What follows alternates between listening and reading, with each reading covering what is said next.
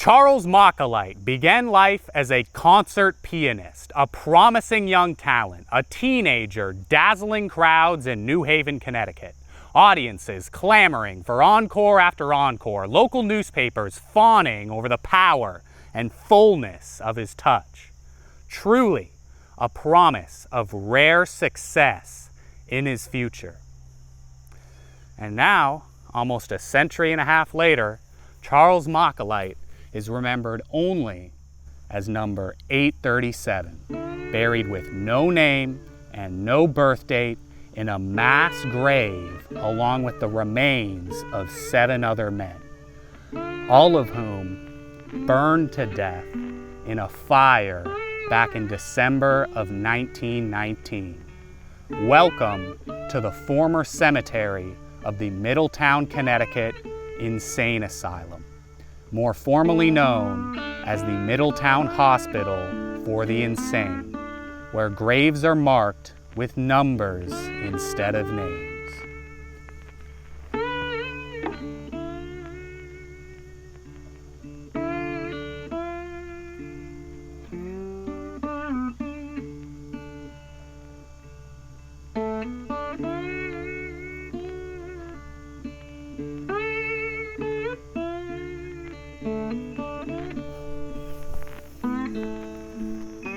So why are there no names in this cemetery, right? Why are there no inscriptions, no dates, no nothing?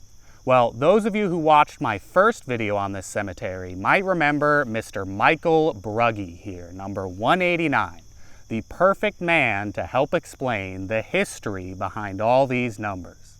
See, when Michael died as a patient of the Middletown Asylum back in 1894, he had no family and no friends, absolutely nobody to come forward and claim his body.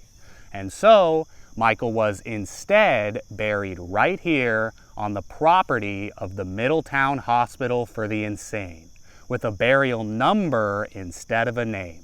0 identifying information. The only reason we even know that this is Michael is because the burial records of the hospital were publicized when the cemetery was closed up in 1957. Before that, in 1894, this was a truly anonymous grave.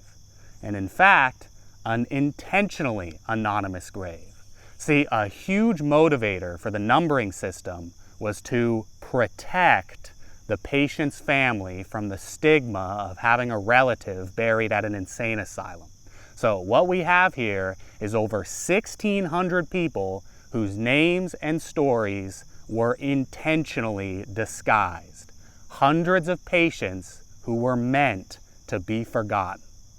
So how about we do a little remembering? For the second time, I'd like to walk you through this graveyard and put some names to all these numbers.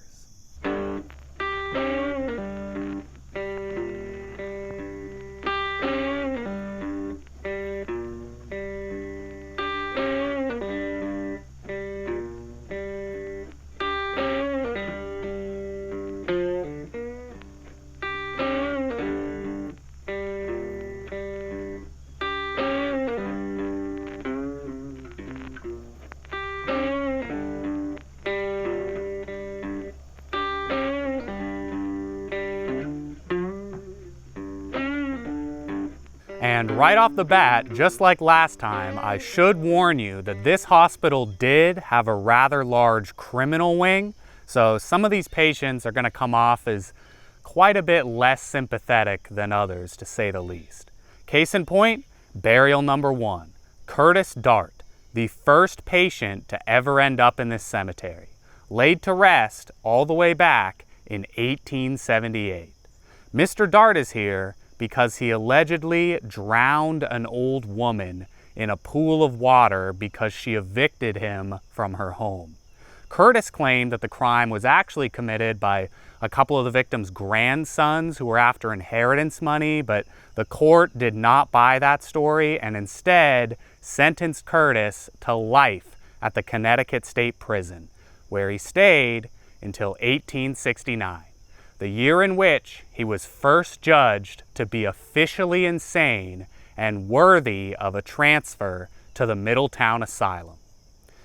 And this is where we get the real interesting story.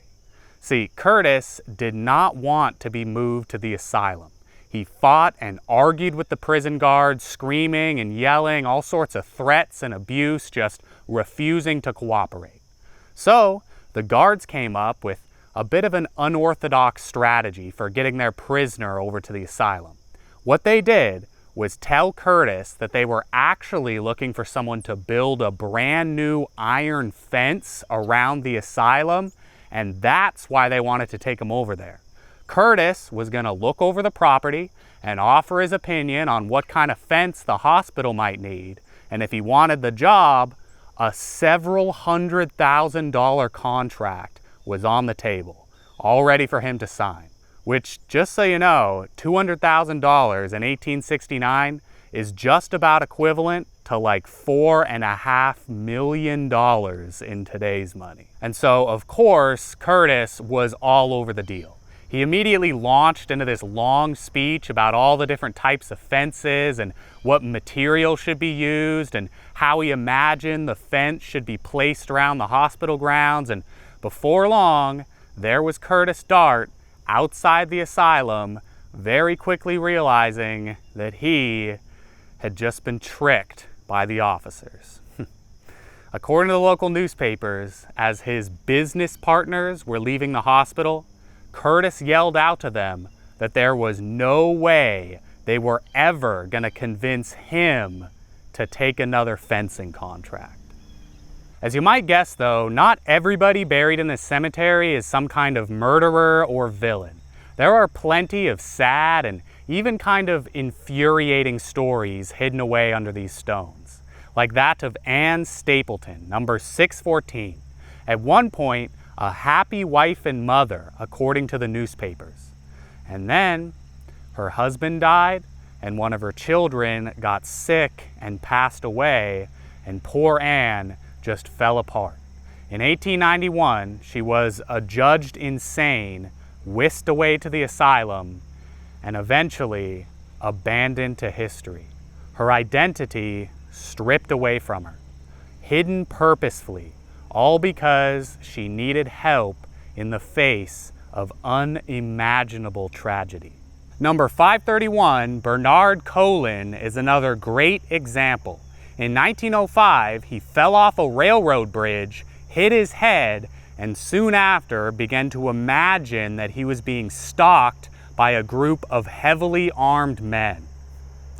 Is that really a story and a life worth obscuring behind a number? Like, is that so bad and so embarrassing that Bernard didn't, at the very least, deserve a name above his head? Or how about William Kelly, transferred to the asylum in February of 1894 and then died that very same month? Barely a couple of weeks at the hospital, and that was all it took to become number 194. Another thing that's kind of weird to think about is how readily a lot of these patients were named in the local papers when they died. Like Frederica Cole here, number 58, died in 1885, and right away, the local newspaper, plain as day, by name, mentions that she was buried in the asylum cemetery. Which I'm glad the papers at least didn't mind giving these people their names, but then if you wanted to come and visit the grave, like what are you supposed to do? I mean, it wouldn't surprise me if you could ask the hospital staff who was who if you really wanted to know, but if you just kind of casually knew Frederica, like maybe years ago you went to school together or something, it's not exactly like you can just stop by for a quick visit to pay your respects. Unless you just want to like look for the newest burial, the highest number, and hope that you got the right one. But hey, even with all that said, I do have to admit that it's hard not to find at least a little bit of humor in some of these stories. Like 491, for example. John B. Petrov ended up in this cemetery for quite the strange reason. See, in the early 1890s, a whole bunch of lawyers and courthouse employees started reporting that a very strange man had been bothering them incessantly about some kind of nebulous, impossible to understand legal problem. Apparently the man wanted help getting some kind of paperwork filed, and his method for getting it done was to go ask random people about it at the courthouse every day and like try and go talk to local judges at their home addresses and literally drop to his knees and kiss the hand of anyone who he thought might be able to help him. That man was John Petroff. And here's an example of the kind of letter that he was sending out to various lawyers. Dear Sir, I have the honor to inform you, Mr. L.S. Burr, that the day am out of Hartford, hope you will fever me with $100 bail before Wednesday, the 3 of September, addressed to John W. Massery and Con, P.O. Bossy 3199, Pullumstra, New York, Resp Retafel Yorn, J.B. Petroff.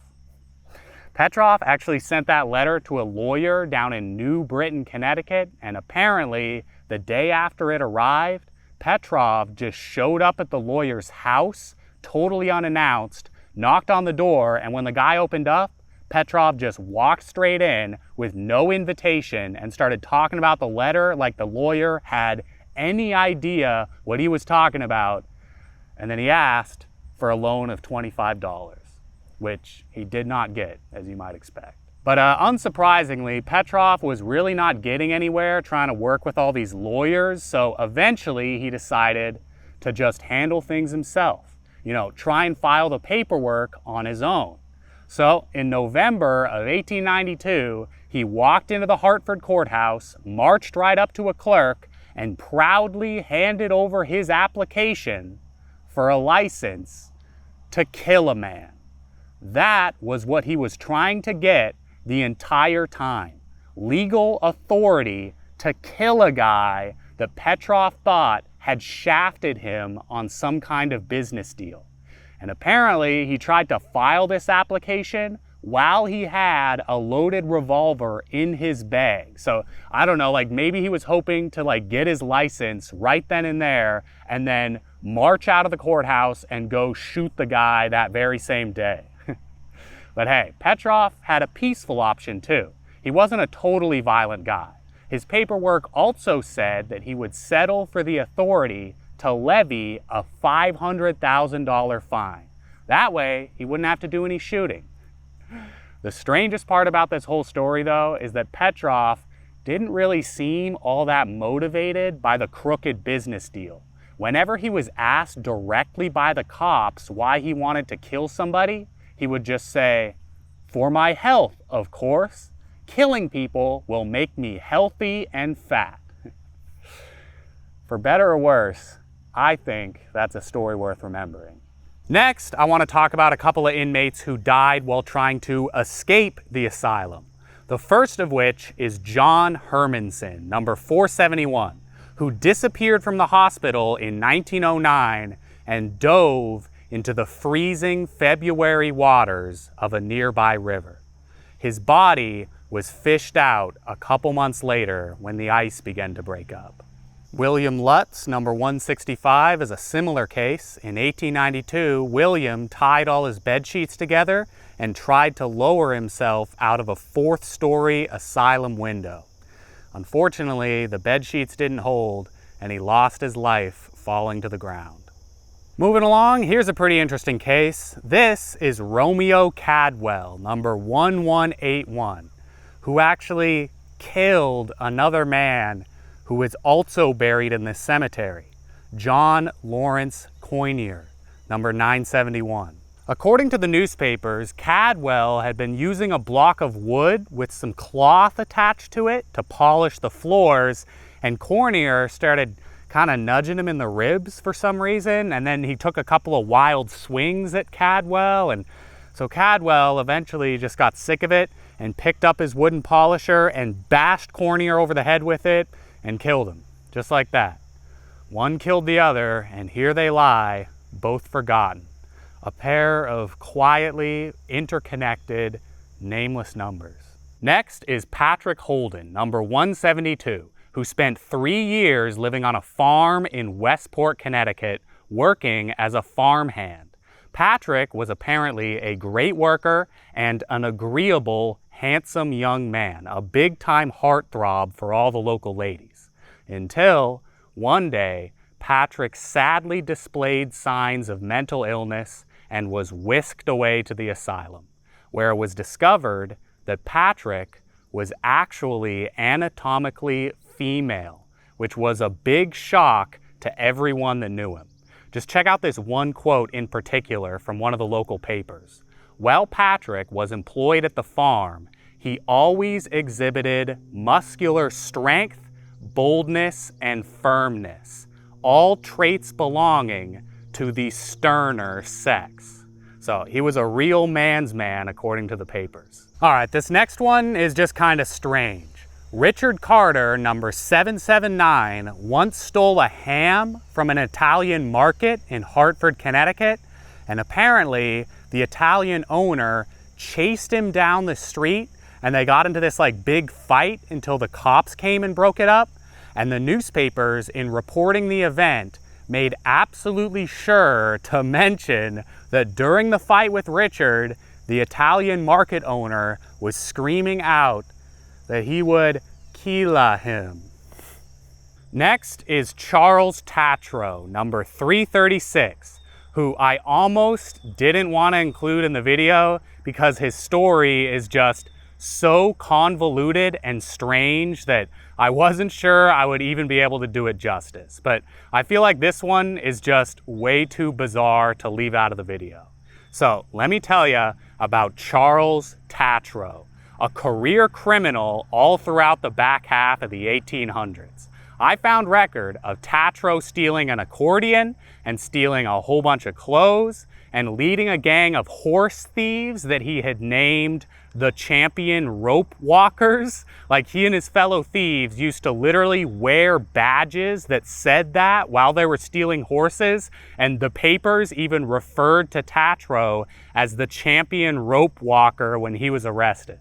And so, with all that, eventually Tatro's past caught up to him and he was sent away to the asylum. But before that, in 1872, Tatro played a major part in a very odd crime. The story starts with a young man in Hartford named Frank Downs, who was constantly being badgered by Tatro to engage in some kind of criminal plot.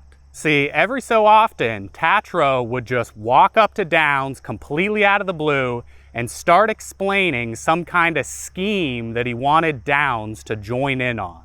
First, Tatro wanted him and Downs to dress up like fake cops and then go around fake arresting people so they could confiscate the money of innocent people, and Downs said no to that. So next, a few days later, Tatro wanted to rob a local clothing store by convincing the store owner to go and see a fake concert in another city so that Downs and Tatro could rob the store while it was empty. And Downs shot down that idea too.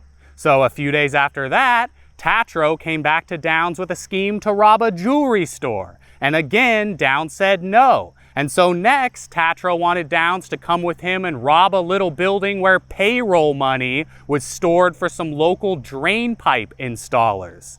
And this time, Downs finally kind of relented, at least a little bit. He said, "I'll think about it." And I guess that was all the opportunity that Tatro needed. So he said, "All right, listen, Downs, let's just walk over to the building and I can show you how easy it would be to rob. No commitment, we're just gonna walk over there nice and easy and take a look." And so off Downs and Tatro go, over towards the building.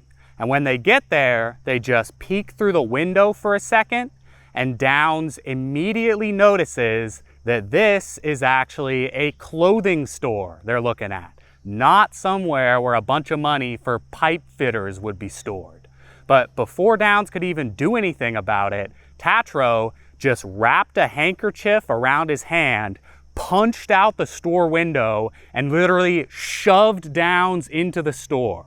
And pretty much immediately, a cop comes into the store from another entrance and arrests Downs right there on the spot. Just right away, the cop was in there on top of Downs. Almost like magic, just appeared out of thin air. And this is where we get to the real weird part. See, the reason the cop was in there arresting Downs so fast was because this entire thing, the whole crime, was actually a piece of experimental detective work in which Tatro had been enlisted by the local police to entice Downs into committing a burglary so that the cops could come and arrest him in the act. Like, Tatro's job was to get Downs to go break into a store and then wave around a handkerchief as a signal to a couple of cops who were secretly watching the whole thing unfold. That way, the cops could get into the store right away and arrest Downs. So just imagine this whole scene here. Tatro convinces the guy to come take a look at a store window, you know, just glance in, take a look, no big deal. And then as soon as Downs gets up close to the window, Tatro punches out the glass and shoves him in there and then starts frantically waving this handkerchief around. Like, he's in the store, cops, he's in the store, come get him, come get him. So that is why Tatro was so insistent about getting Downs to commit a crime with him. It was this whole big entrapment plan that was literally endorsed by the chief of police, by the way. Like, this wasn't just some small-time cop coming up with a crazy plan. This was coming from the top. It's just crazy to think about, isn't it? But in the end, unsurprisingly, the courts threw out all the serious charges levied against both Tatro and Downs. They just had to pay a $5 fine for smashing the window, and that was that. A real strange little case, long forgotten to history. But hey, I only got one more major story I want to tell you, so how about we just rapid fire talk through a few more graves before we close out the video. Starting with Asa Churchill, number 47, who suffered from exaggerated manifestations of admiration for women. And he also thought he was the mayor of New York. Antonio Cifoletti chased a couple of women through the streets of New London with an axe in his hand. Vito Deercycle, I just wanted to mention because I think it's such a shame that a name that cool never got to grace a headstone. 675 just does not have the same ring to it. John Downey, number 3, thought he was the president of the United States. Lizzie Fleming, number 843, used an axe to try and kill the family that she had been working for as a servant. Mary Fraser, number 605, tried to shoot her husband with a revolver in the middle of a busy cafe, but she didn't have the finger strength to pull the trigger. Later, she tried to claim that she had purchased the revolver as a gift for their 6-year-old son, and she was actually just trying to show her husband the new gift by holding it right up against his ear. Bridget Griffin, number 290, attacked a cop with a pair of scissors. Bat Smittle, number 174, is just another unique name that I just would have loved to read on a headstone. And finally, we come to William Curry, a man with the perfect story to close out the video. William is another patient who tried to escape from the asylum. In 1911, he left the hospital and headed straight for the nearby Central National Bank. Once he got there, he walked right inside, marched right up to the teller and said, "Hello, I have been a patient at the insane asylum for the last 31 years. In that time, I've been saving all my money and putting it in this bank. And now, finally, after 3 decades, I'd like to withdraw that money and purchase the asylum so I can release the 3,500 poor men and women who have been trapped there all these years." The teller very quickly called the police, and just a few years later, William became William. At least to you and me. Thank you for watching.